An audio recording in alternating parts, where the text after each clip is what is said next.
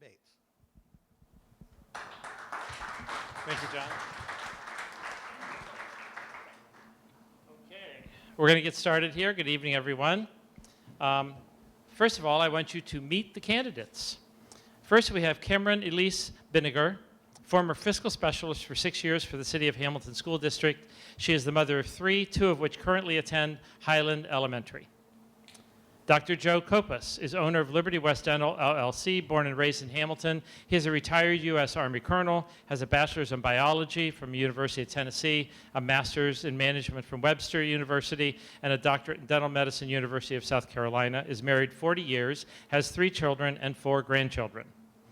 Shaquila Matthews, also known as Pastor Shaq, born and raised in Hamilton. She is the CEO founder of Hype Hamilton, a youth organization here in Hamilton. She currently serves as the vice president of the Hamilton City School Board. Shaquila has 2 sons. Robin Zari, I'm sorry, I knew I was going to do that.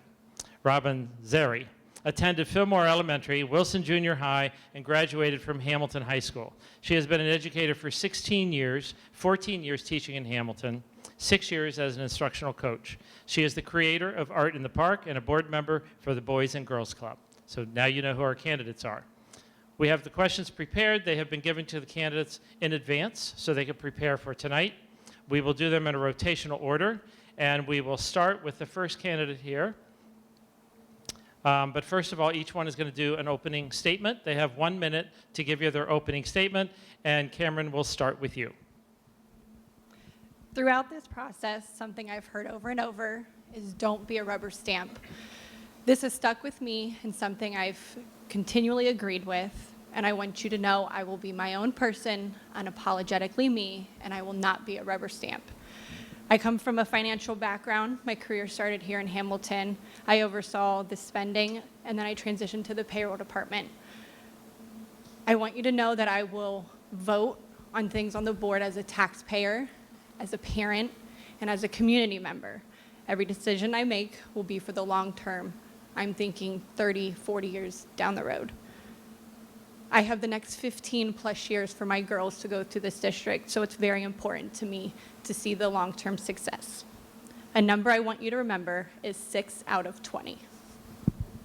Thank you, Cameron. Dr. Kopas. Hey, good evening, everyone. I'm Dr. Joe Kopas. I'm honored to be here, and I'm glad that you're here. I do want to say a few thank yous, first of all, to the Chamber of Commerce, to Miami Downtown, and to TV Hamilton for broadcasting this event. I want to remind you, or I want to make sure that I point out how fortunate you are as a community to have a choice of the candidates. Far too often in the past, there's been not enough people running, or someone's run unopposed, or someone's just simply been appointed to the board. That's not the case this time. You have a choice, so I would encourage you to look at our qualifications, certainly pay close attention to our response to these questions and the issues that are being brought up, and you decide which 2 of us do you think can best move our district forward in the right direction, and vote that way on November the 7th. Thank you. Good evening. Thank you to you all being here. First of all, thank you to the Chamber for the opportunity to be able to share, TV Hamilton as well as the Miami for opening up the doors for us to be able to have this forum. Thank you to everybody just taking the time to be here and listen to what we have to say. So it's been an honor to serve on the Hamilton City School District for the past 4 years. I feel like COVID, I spent them all, but nonetheless, it's been an honor to serve. My kids have been educated in this district. I have been educated in this district. I look forward to continuing to serve this district and representing those that are underserved, underrepresented, as well. Being a black woman from Hamilton, I am the story of Hamilton, of how you can be a concerned citizen and out of concern meet a need, as well as serve as a servant leader in the city of Hamilton just by meeting a need and seeing that there's no representation in certain areas of the city and wanting to make sure that everybody is represented and everyone has a voice to be able to be represented. And also as it relates to our education system, being able to have a voice and a seat at the table is definitely important. Hello, I'm Robin Zari. I am a product of Hamilton as well. I've lived here most of my life. I went to Fillmore Elementary, Wilson Junior High, and graduated from Hamilton High School. I've taught for 16 years, 14 in Hamilton. I began my career at Fairwood Elementary, where I spent most of my time there. I loved my students and my families at Fairwood, and some of the teachers are lifelong friends. I moved into instruction, and I worked for the district as a literacy coach, so I have that background. I did that for about 6 years, where I supported teachers at Fairwood, Linden Elementary, and Ridgeway Elementary. I also have community involvement. I'm the creator and director of Art in the Park, a free summer art program for the city that serves kids in 5 different locations. I also am on the board for Boys and Girls Club, and on the weekends, you're going to find me out and around the city with my daughter, Harper, and my husband. My daughter, Harper, attends Ridgeway Elementary, and I'm excited that she's going to follow in my footsteps and graduate from Hamilton High. Okay, thank you. Each candidate will have 1.5 minutes to answer the questions. We're going to start with you, Dr. Joe Kopis. First question, what are the roles and responsibilities of a school board member, and why are you the best candidate to perform those duties? Well, that's an excellent question. Now, you can go online to the Ohio State School Board Association's website, and it will tell you that school board members have 2 primary functions. One is to act as a policy-making body, and the other is act to an advisor to the superintendent. Now, while I agree with that, I would expand that. I would, particularly for our district, I think our board members need to be very astute stewards of what I consider to be the 2 most valuable assets we have, that being our staff, personnel, and our revenue. We need to make sure that our staff feels well supported, that they're well equipped for success, and that they're in the best possible environment that they can be in. And we need to be very financially disciplined and make sure that we're spending our taxpayers' dollars the best way we can. And equally to that, we need to hold people accountable for financial decisions that they make for our district. Shaquila Matthews? Thank you. Agreed. You can go on the website and you can see exactly as Dr. Kopis stated the 2 main reasons of a board member, and I agree. And as a board member, I'm proud to say that we have been fiscally good stewards over our finances, as well as making sure and being aware of that our staff and our students have the best environment possible, as well as resources to be able to educate, as well as to be educated. So it has been a great opportunity to be able to serve with the rest of the board members in making decisions, and not just making sure that we just sign off on whatever, but also making sure that we hold those accountable that we have put in position to oversee the day-to-day operation of the school board, and of the district. Thank you. Robin Zeri? I also agree with both of you. However, I do think there's an element for the school board to play.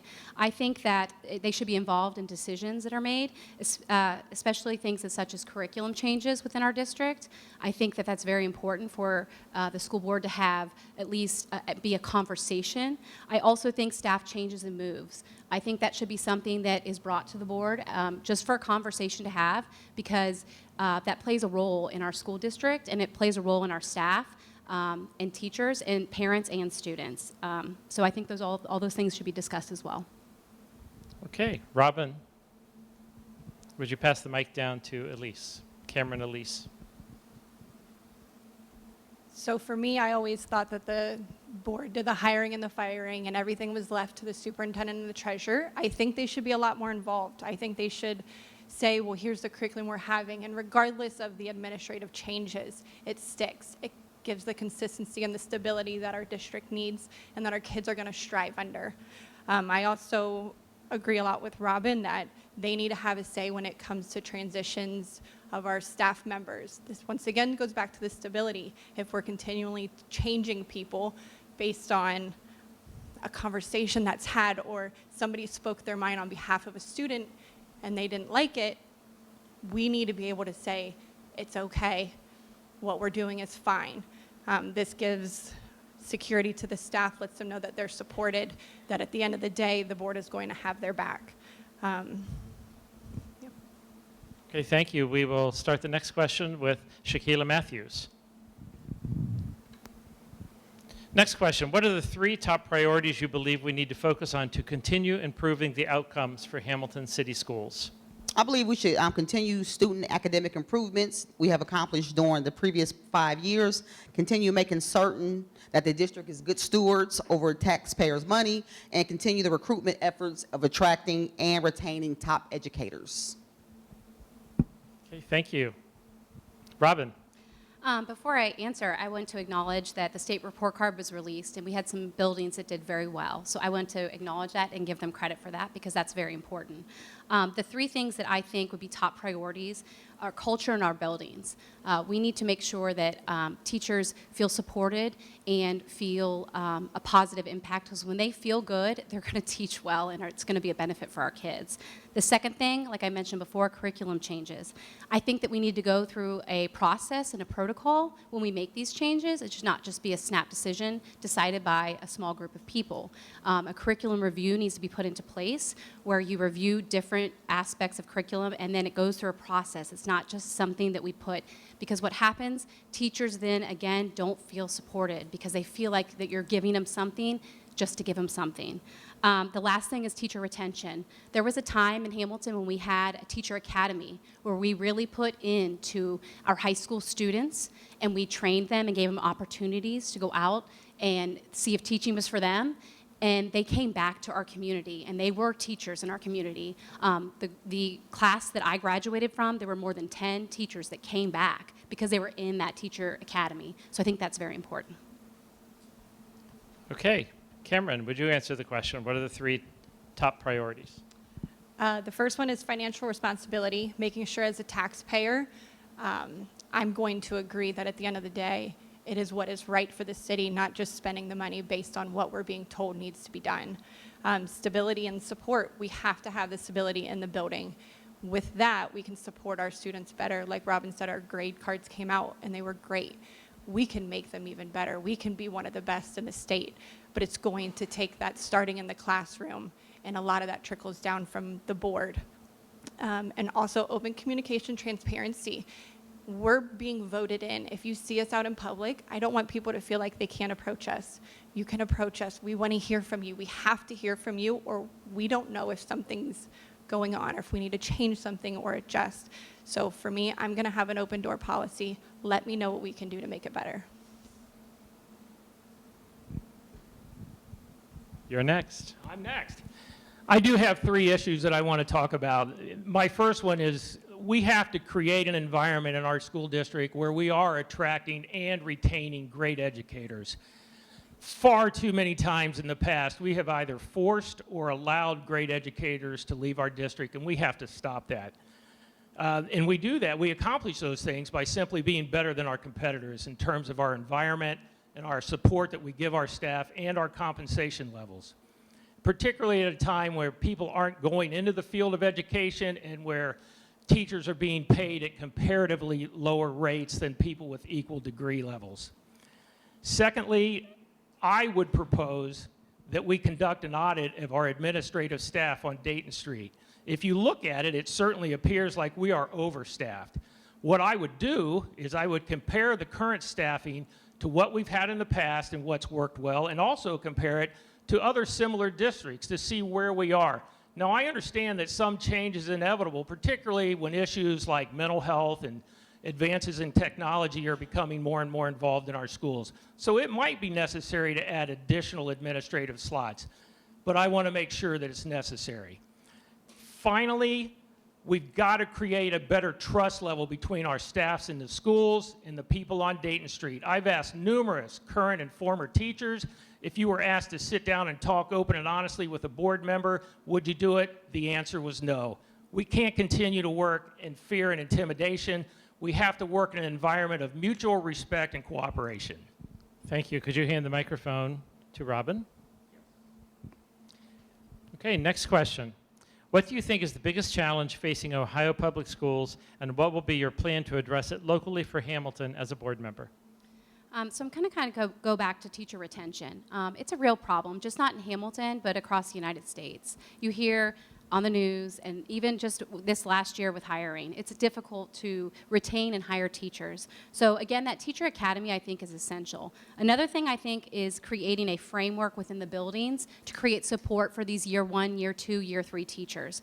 We do have a resident educator program in place, but it's not enough. We need somebody who is going to mentor these teachers that are in the grade level, in the subject area, and there for the day in, day out stuff that the teachers are facing.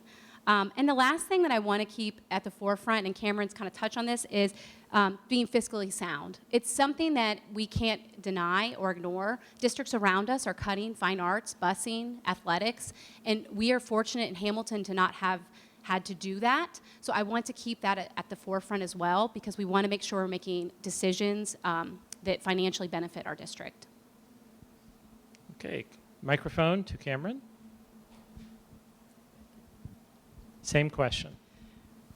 I'm going to talk a little bit more with Robin. So my, obviously with staffing, we cannot keep staff, and that goes from teachers to the aides, our busing, our food service, our maintenance. That's across the board. We can't. For me, it's because we're not paying enough. A 1 to 1.5% isn't going to look appealing to somebody who wants to make this their career. For me, that means trimming the fat at the top. We are very top heavy. Since 2019, January of 2019, we have created somewhere on our administrative schedule 31 jobs. They might not all be filled right now, but we've created over 31. You think of the salaries, most of them start at about $76,000 right now. Do we need all of them? Probably not. Is there ways we could make them work or have it where they're merged together? Probably. But we cannot continue to be top heavy and support our lower. And also creating a positive work environment. Our staff has to know they're supported. That's going to come from the positivity at the top, letting them know from us, once again, you're going to be supported. Thank you, Dr. Joe Kopis. Biggest problem facing Ohio public schools? Well, my answer is a little different. I think the biggest problem facing our public schools is discipline, or better stated, the lack of discipline. Now, a lot of people are going to say, well, that's because of your experience in the military. And there may be some truth to that. I did spend 35 years tied up with the military, so I clearly understand the need for structure, respect, and discipline.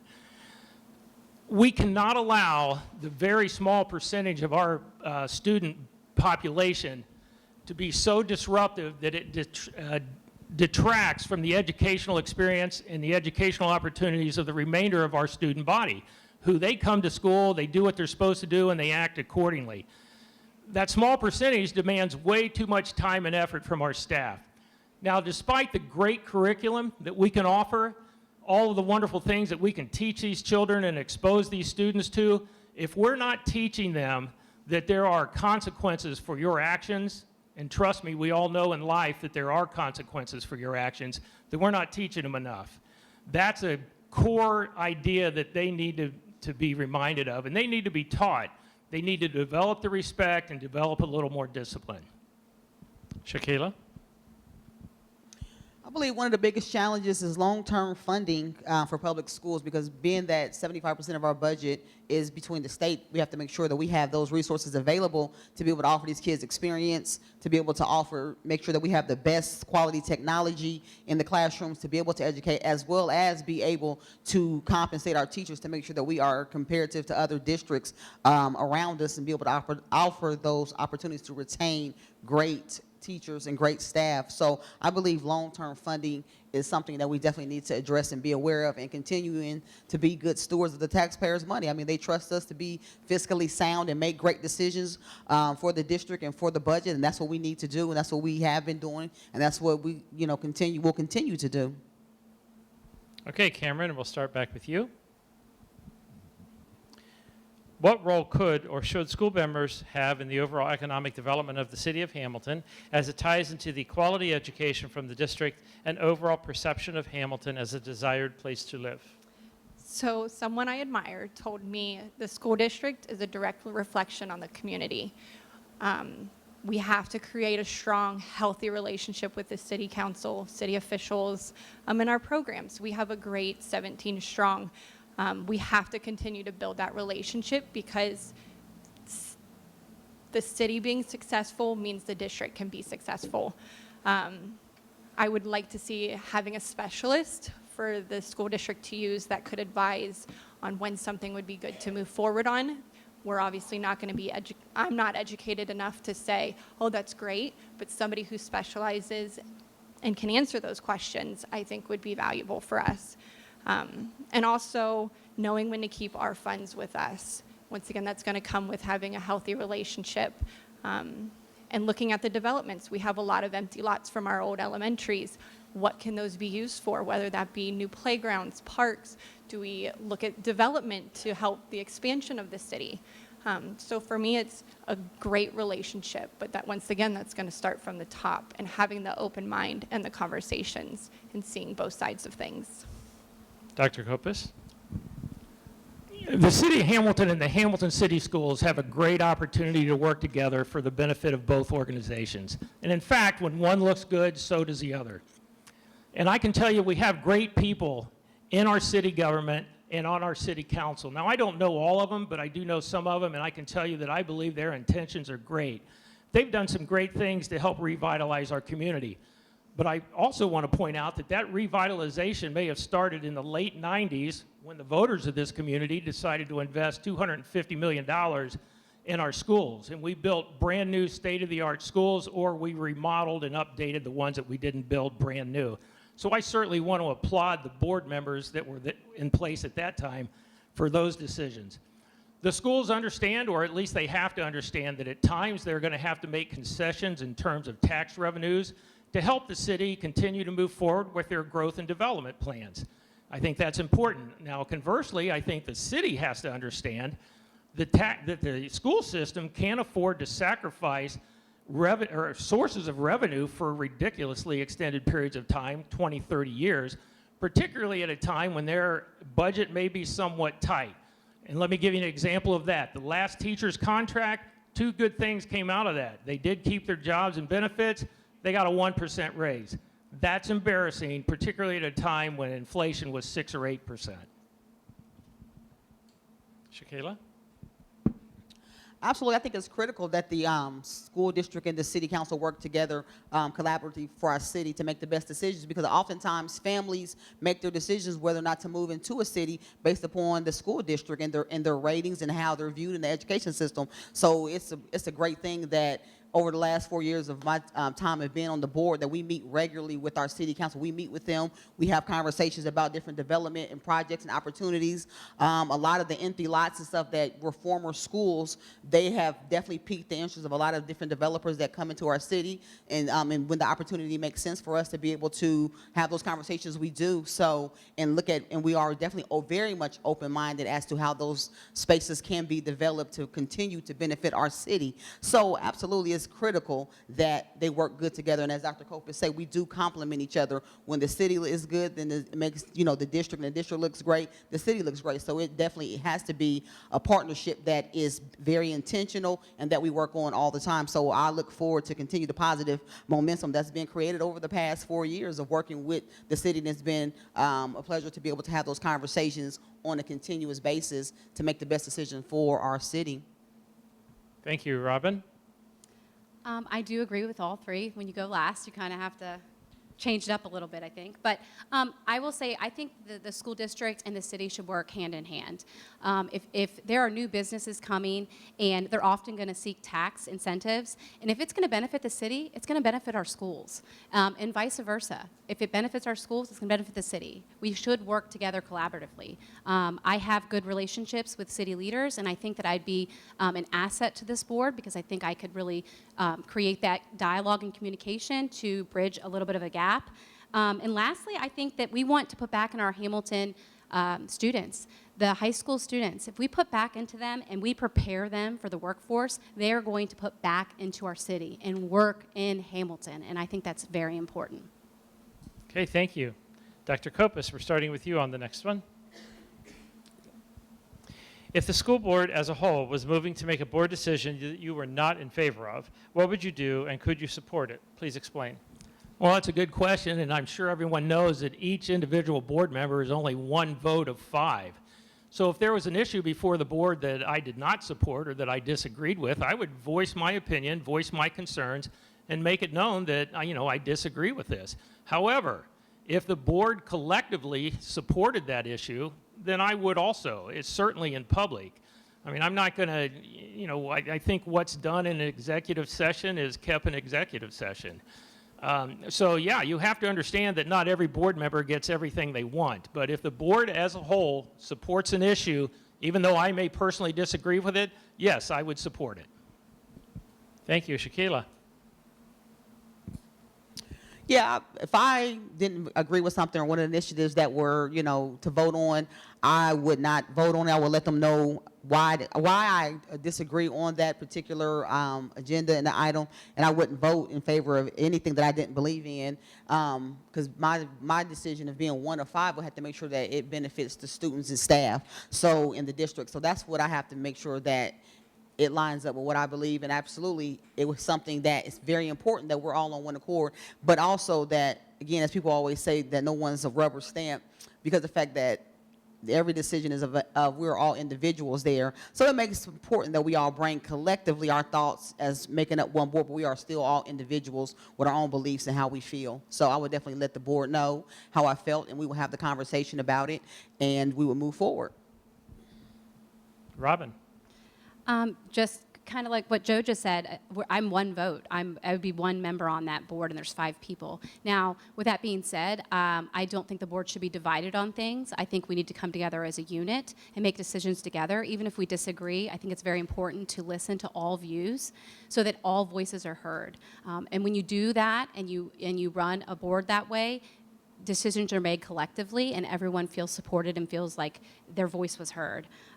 So that's what you would expect from me. Okay. Cameron?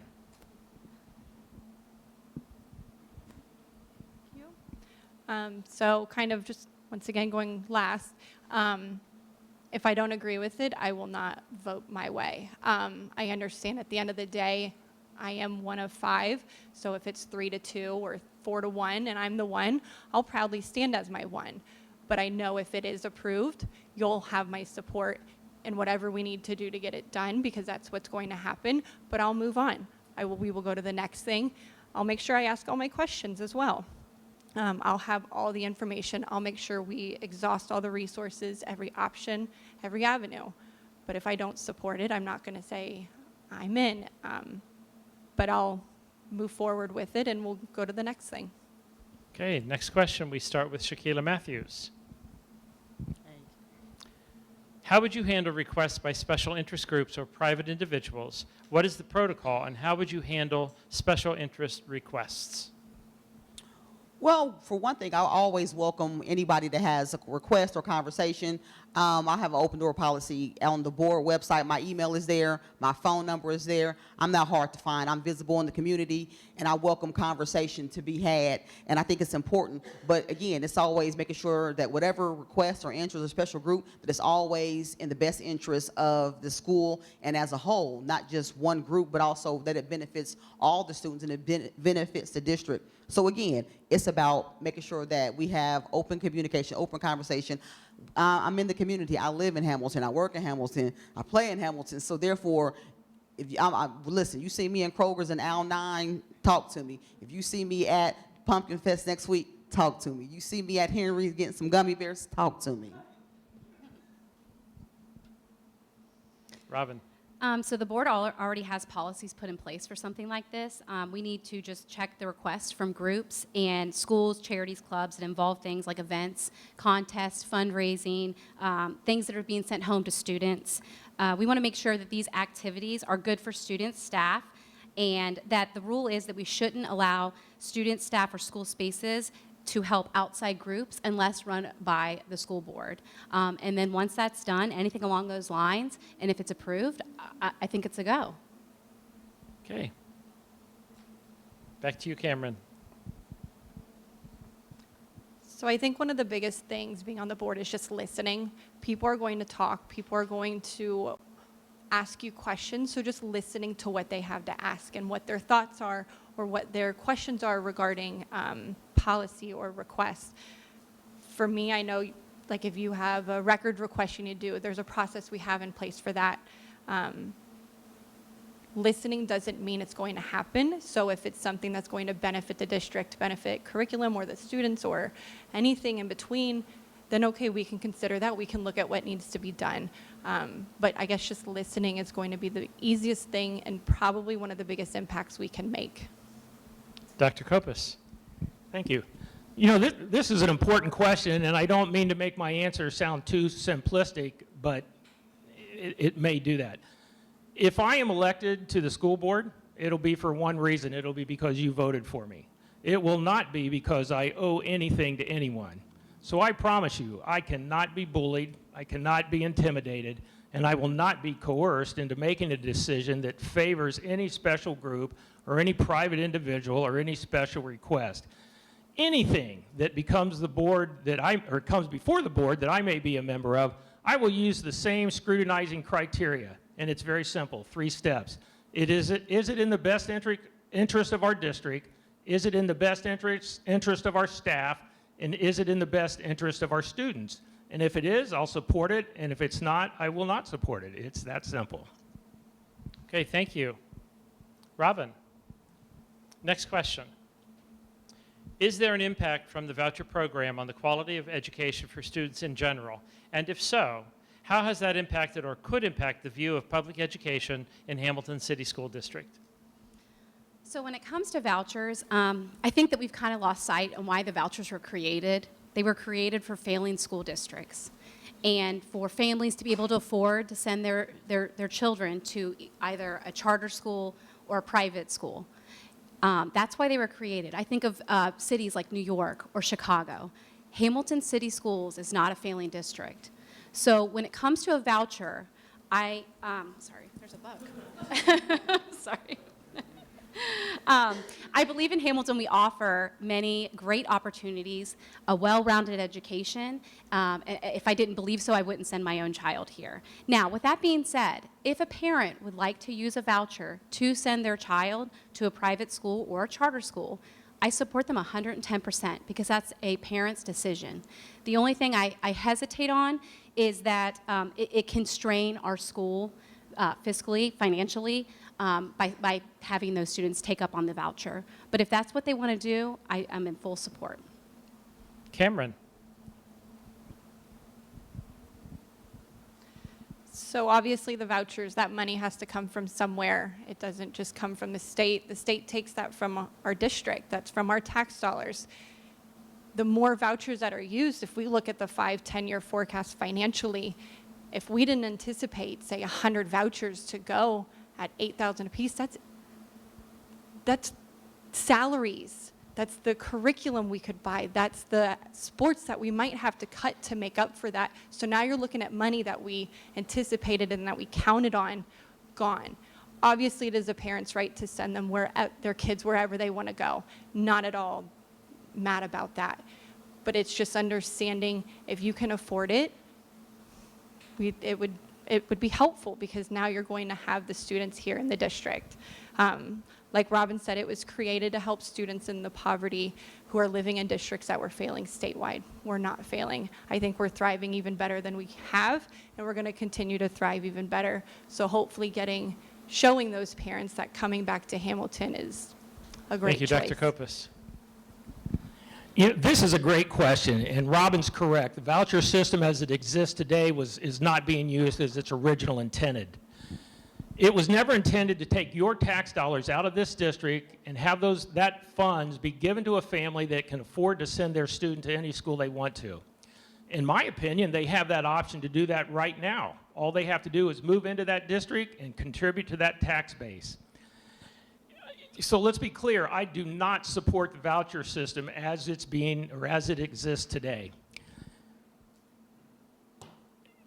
And you talk about the impact on academics. There's really no way to judge that because a lot of the students that are taking advantage of the voucher system are going to schools. They're not evaluated the same way as public school districts.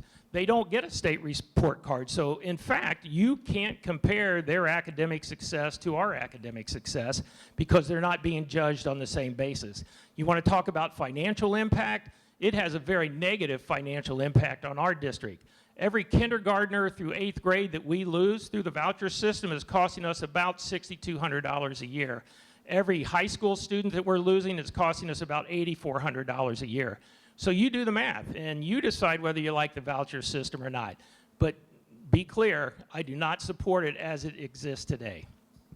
Shakita Matthews. Thank you. I agree. It does impact our district, and it It does impact it. As I explained earlier in my last question, dollars equate to resources for students. So when we have to financially square that on our shoulder and it comes out of our pockets, then that's less resources for our students, that's less resources for our staff, as well as parents. They definitely have the right and responsibility to pick the best place for their child to be educated. But it is awesome that we can say that Hamilton, again, is not a failing district, and that we've done really well on our state report card, and that we can be mentioned among the top 4. We can be mentioned among all the schools that people would typically want to send their kids to. We're able to be mentioned, and you have to mention us in that conversation when you talk about education. So therefore, the voucher system, it does affect the school district because it affects our finances, and it does not allow us to be able to do the things necessary to continue to do the things that we have to do to educate, as well as being able to retain great staff for our students to be educated. So I think that the voucher system is definitely the rights and responsibility of the parents to be able to make that decision, but also know that we are not a failing district and that your kids can be properly educated in the Hamilton City School District, as well as, again, the same transparency is not there to other schools that don't have to have a state report card and don't have the same criteria to meet that we have to meet. So I think that the voucher system is not effective for the school, for the district. Okay, I believe we go back to Cameron. Next question. Describe your thoughts and opinions on student-centered education and how it fits or does not fit into the current curriculum of Hamilton City Schools. So education is not cookie cutter. There's not one size fits all for the standards in our students. But I think our teachers are fabulous enough to understand that, and they've adapted very well. And I think our test scores once again show that they will make it work for their students. Going back to the time of pandemic, our teachers went above and beyond, tirelessly working to make it the best that they could with what they had to do. I think regardless of the curriculum, our teachers are going to make it about the students. They're going to pinpoint exactly what that student needs and give them the support and help that student needs to be successful, whether it's their education, the learning style, or if they're a visual learner, whatever they need. But I think our teachers do a great job of that already. Dr. Kopus.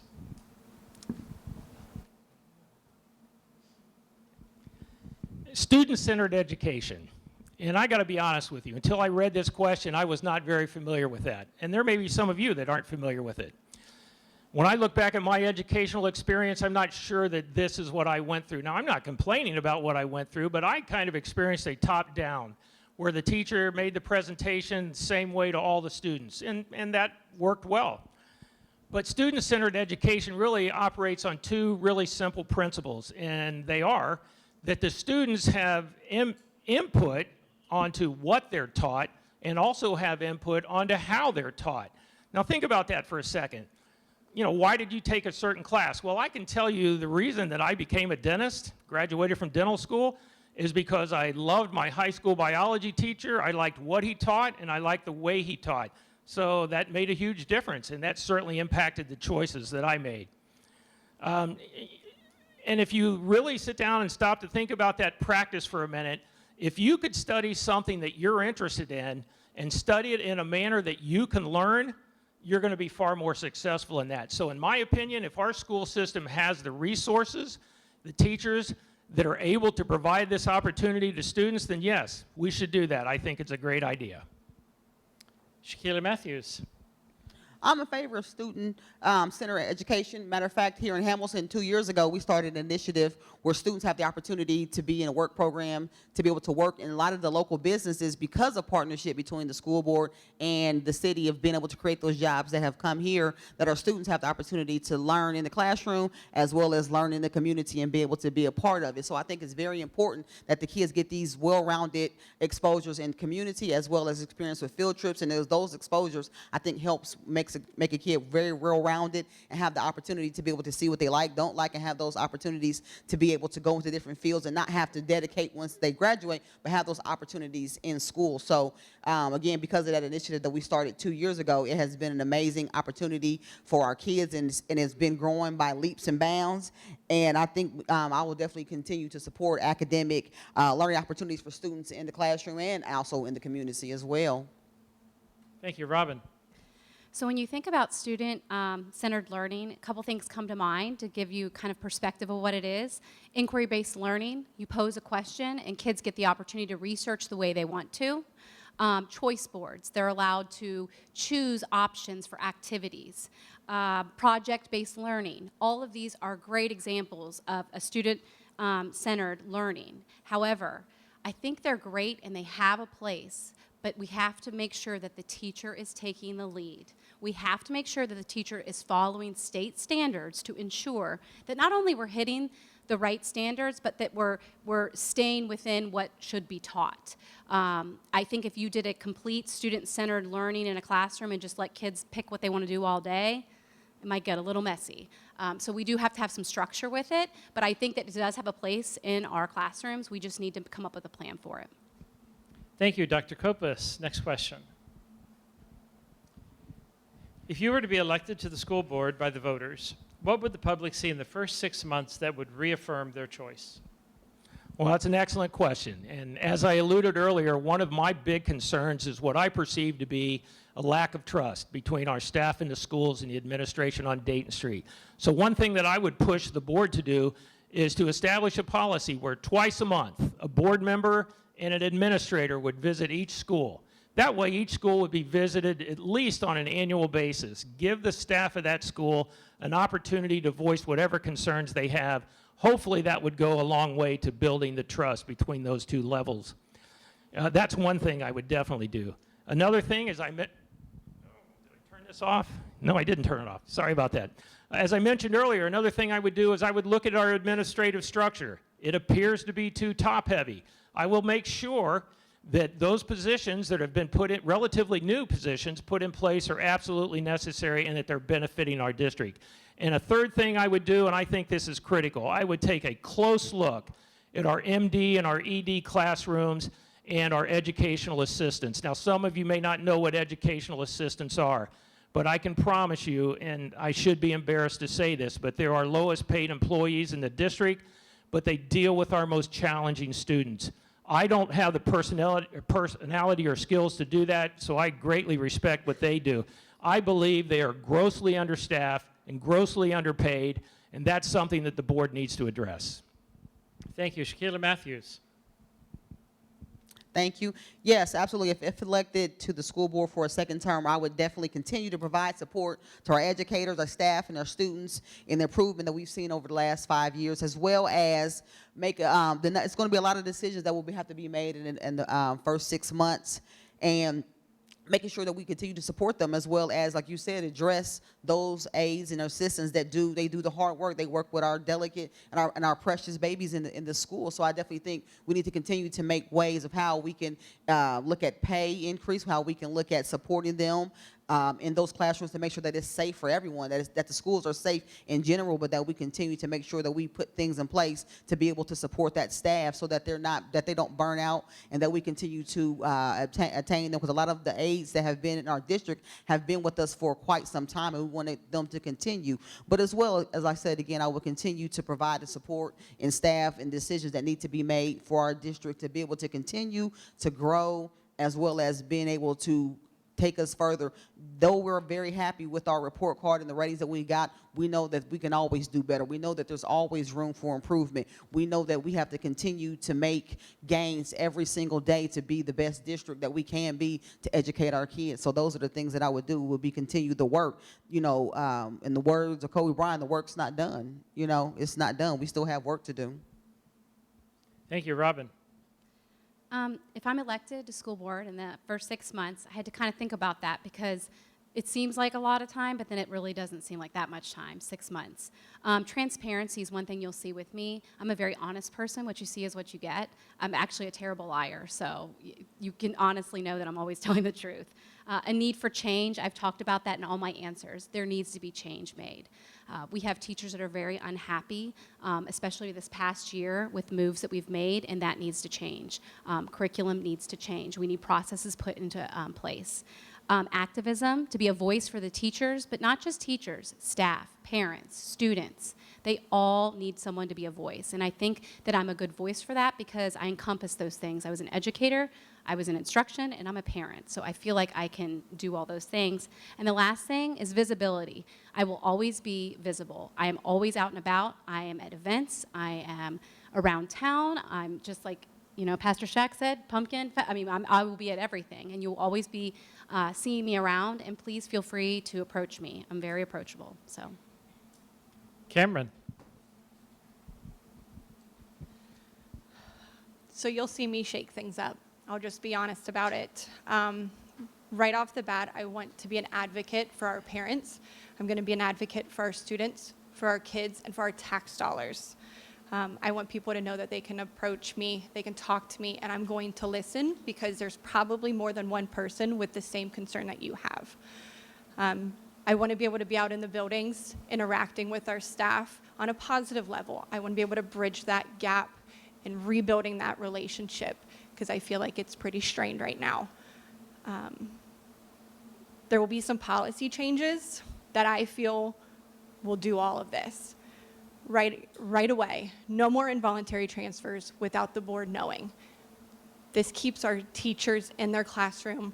Administrators aren't switching every other year. And this way, parents can trust us. Our superintendent will live within our school district limits. Those are our tax dollars paying him.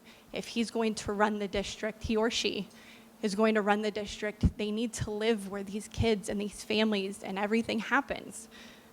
The pay scale on our administrator salary schedule, we will not be creating jobs for our friends to come in, and I will not approve $2 million worth of expenses without an explanation.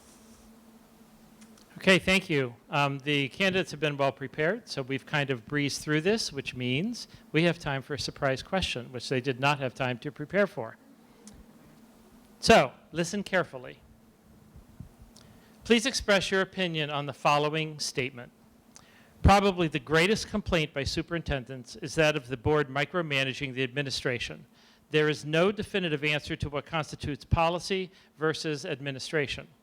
However, there are a few things to help a board and superintendent set some ground rules. First of all, it is important to understand that not all issues are exclusively either policy or administration. Gray areas abound. Feel free to give examples that you feel would be gray, falling into either policy or administration or both. Shaquila Matthews, we'll start with you. Goodness gracious, I hate to say this, but could you repeat that? I couldn't. Yeah. I'm like, There's a lot to it, and it's a tough question. Probably the greatest complaint by superintendents is that of the board micromanaging the administration. There is no definitive answer to what constitutes policy versus administration. However, there are a few things to help a board and superintendent set some ground rules. First of all, it is important to understand that not all issues are exclusively either policy or administration. Gray areas abound. Feel free to give examples that you feel would be gray, falling into either policy or administration or both. well, I don't think we should micromanage the superintendent. I believe that as a board, if we made the decision to hire the superintendent, then we have to be confident in who we hire. We have to be confident in the team that he puts together, and they work and they operate in the parameters that is set by a policy by the board, and you can't micromanage. But I think definitely we have to be involved in making sure that we steward decisions, that we give thought, and we give heart into what is being said and what is being proposed to us, but definitely not micromanaging, because in that point, it's showing that you don't trust who you hire, and then at that point, you just cancel out everything. So I believe that we have to, as a board, trust who we hire and trust the team that is put together, hold them accountable according to the policy and procedure that's been put in place. And from that, we're able to guide measurables and be able to have, to be able to know, are we moving forward or are we moving backwards? But in that, we have to, again, have confidence in the people that we put in position to be able to make the best decisions, that they vision and that they mission align with that of the district. And that's how we judge that, and that's how we guide that. Those decisions is, again, by the policies that have been put in place, that have been well thought over, and that have been voted on amongst the board. Thank you, Robin Zeri. I think that I can remember a time when a superintendent worked hand in hand with the school board. And it wasn't just a meeting where they came in, they said what was going to happen, and the school board just had to either agree or talk among themselves to make a decision. I think that needs to be an open communication between the two, because if it isn't and they're not working for the same goal, they're working against each other. And I think it's very important to work together on those things.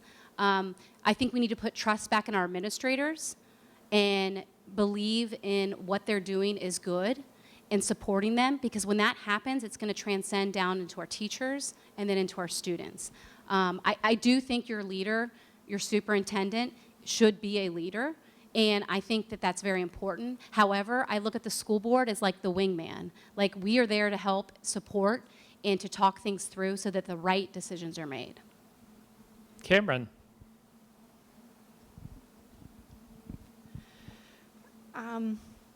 I think the school board, at the end of the day, if something happens, I don't want to say they need to micromanage, but when it comes to the face of our district, whether that be a new admin, a new coach, something, they should have a say in that. Because if something happens, who are the parents in the community going to be mad at? The superintendent or the board, the ones who approved them to be there? So if the board is approving it, I feel that they should have a say, and they should be okay with the open conversation and the superintendent understanding it's just making sure our ducks are in a row before we approve anything.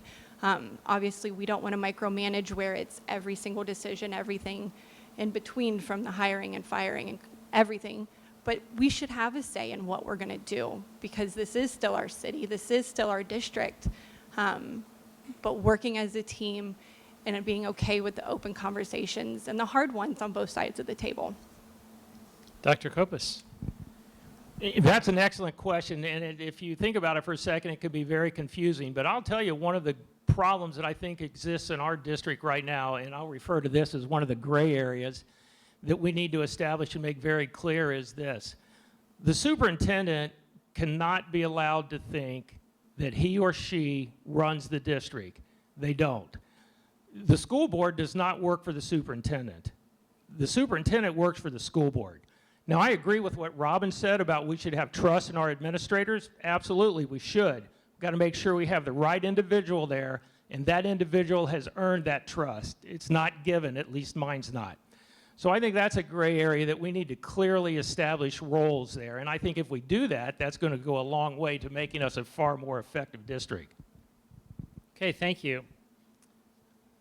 I have two more surprise questions, but I'll spare you because they're actually, okay. We're going to wrap up in essence of time. It is now time for each one of the candidates to give their 2-minute closing. So, Robin, we're going to start with you. So we've talked about many things tonight, and as a school board member, I have a lot to learn, and I know that. I want you to know that my background is needed and essential to make these necessary changes that we've talked about tonight. I'm here to support the district's mission and vision statements, and so that all students and families have access to success. I'm excited and would love to be on school board in the Hamilton City Schools. Cameron, you're next. So at the beginning, in my opening statement, I asked you to remember the numbers 6 out of 20.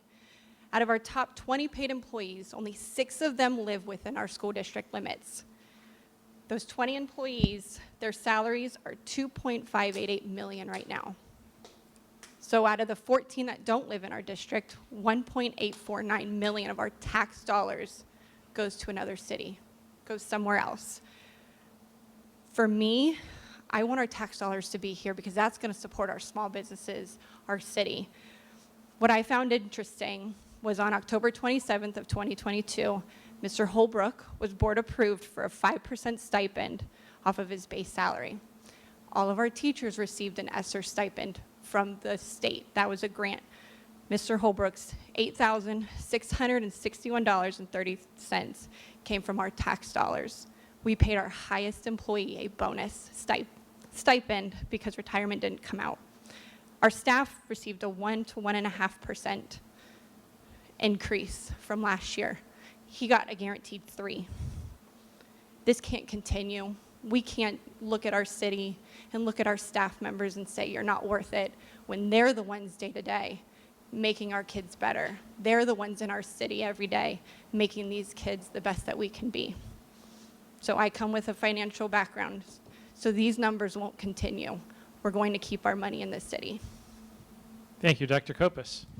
You know, I just want to make a comment that's related to what Cameron just mentioned. Does anyone else find it interesting that the only 5 people that are involved with the Hamilton City Schools that are required to live in the city, in the school district, are the 5 volunteer school board members? I just think that's interesting. We don't get paid, do we? Pastor Shack, do you get paid? No, I don't. Okay, well, I think that's interesting. Maybe that needs to change. But anyway, closing statement. I would tell you this. I'm a huge supporter of public education. I'm a product of public education. I clearly understand the impact that great educators have, and I can honestly tell you the 3 most influential people I've met in my life, I've met through the Hamilton City School District, 2 teachers and a counselor, and that's why I chose the profession that I'm in. And what they taught me has influenced me greatly throughout my life. But I want to leave you with this thought. If you are satisfied with what the board is doing and the way our school district is headed, then don't vote for me, because I'm not satisfied. I think we need to do things in a much better manner. We need to treat people better, and we need to support our staff better. And I promise you, if you do elect me to the school board, I am going to be a proponent of change, and just keep that in mind. And if you have specific questions, I think you'll be able to contact me. My wife made me develop a Facebook page. I was never on Facebook before, so you can reach me through there, and I promise you I will honestly answer your questions. Thank you very much for this evening. Shakayla Matthews. Thank you again for this opportunity to be able to share. Again, like I've stated before, I've always been transparent in the 4 years that I've been able and honored to be able to serve on this board. It has never been about financial gain. What we do earn as a school board member that is allotted to us traditionally has been donated back to the district. So I'm proud to be able to be a part of that decision. But in addition to that, it's been an honor to be able to serve, and I look forward to continuing the decisions that have been made, continuing to support the staff, continue to come together and creatively think of ways that we can continue to support the teachers, our students, so that everybody feels like they're supported, not just feel it, but they see it in action. And I look forward to continue to being in our buildings. I believe that I have great relationships with a lot of the building principals, a lot of the building staff. So myself, I'm always visible. I'm in the community, and it just didn't start with becoming on the school board. It's because of my involvement in the community is why I decided to be on the school board. And so again, you'll always catch me in the community. You always see me out and about, and it's what I'll continue to do, because that's me. That's who I am. And so what you see is what you get. As somebody who is an advocate for our kids and for our youth. And it's not something that I just started to do just because I'm on the school board. I've been outside. I've been boots on the ground. I've been grassroots all my life. I'm Hamilton through and through. I am definitely that story. I'm that kid that grew up on Fifth Street. That's now Martin Luther King Jr. Boulevard. And I represent those that have been underserved, those that don't have a voice. And I look forward to representing those and being a well-rounded candidate that I've been. And so again, I don't run as you just supposed to vote for me, but I'm definitely going to let you know that I'm definitely the candidate that you can call and let me know, hey, listen, this is going on in the school. This is not going on in the schools. Listen, you can reach me. I'm not hard to find. 513-899-6181. You can reach me. I'm not hard to find. I do this. This is what I live. This is what I breathe, and I'm about the community. So this isn't just something I just decided to do because I didn't have anything better to do. Okay, thank you, and thank you all for joining us tonight. A big round of applause for our candidates.